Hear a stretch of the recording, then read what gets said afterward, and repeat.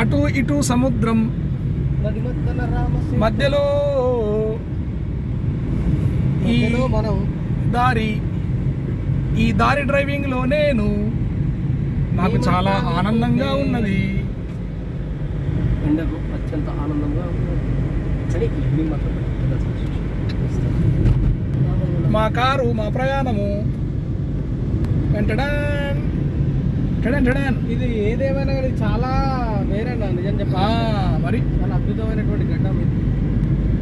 శ్రీరాముడు నడ మీద రామ వానర సేన అంతా కలిసి చేసినటువంటి ప్లేస్ ఇది. ఆయన కోసం ఒక నిర్మాణం చేపట్టినటువంటి ఘట్టం ఇది.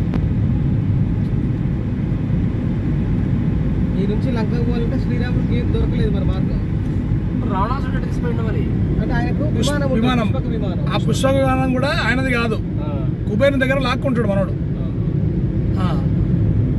కుబేరుడు ఆయనకు దయాది. లంకా నగరం కూడా ఆయన నిర్మించింది. అది ఇది రెండు లాగేసుకుంటాడు ఆయన, అంత పుణ్యాత్ముడు. పుష్పకాలం ఒకటి, ఇంకోటి లంకా నగరం. ఆయన సొమ్మంత అనుకోరాదు, అల్కాపురి. ధనాధిపతి కుబేరుడు. కుబేరుడు మేధాశక్తి సంపన్నుడు, చాలా తెలివైనడు, వాళ్ళ అపర శివభక్తుడు. కానీ కాకపోతే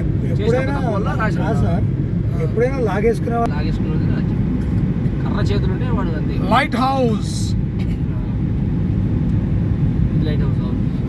చర్చి చూడాలి, చర్చి కాడ కాపాల ఏ శిథిలాలు ఏం చూస్తారా? నావి శిథిలాలే మరి.